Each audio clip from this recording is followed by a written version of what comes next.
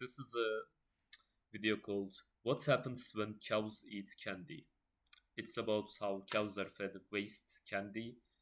Uh, yeah. Some farmers are feeding candy to cows. Corporations claim it's about cutting food waste, but the practice might be more about their profits. Though Americans spend Really? Might be. It might be more about their profits. Just maybe.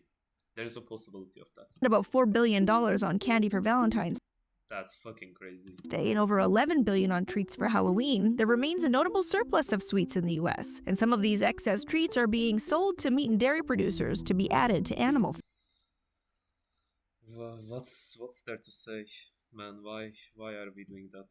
Oh my god. feed. While the practice of feeding candy to cattle has been going on for years, the agriculture and candy companies have more recently been reframing this as upcycling and a sustainable way to curb waste that would otherwise go to Sustainable. landfills.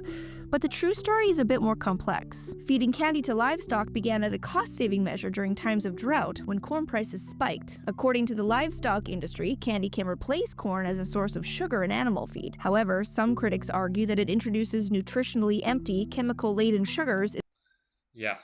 into livestock diet. Not that corn is much better, but definitely better than candy for cows. It's at least like a plant. Like it comes from the fucking ground at least.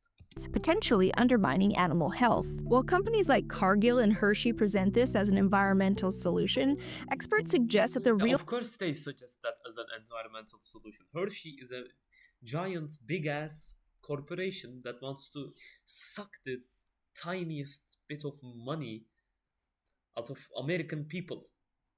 problem is overproduction, specifically driven by the commodification of corn and the production of high fructose corn syrup. Corn is heavily subsidized in the US and is used in many processed foods, including chocolate and candy. The agri-food industry is continually seeking profitable ways to manage excess corn. And because corn syrup is so cheap, there's little risk to candy companies that overproduce, especially when animal farmers are there to pay for it. Almost sounds like reducing waste, right?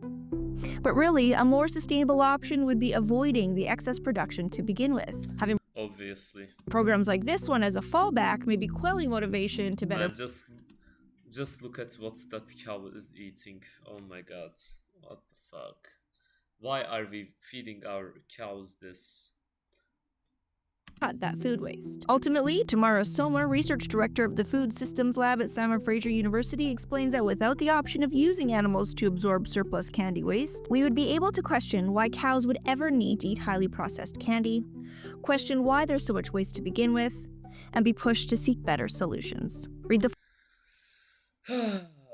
Yeah, so now apparently they're feeding candy to cows. What the fuck?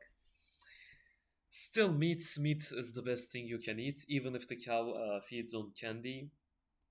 The quality of the meat is going to be lower, obviously. It just has to be like that, but it's still meat.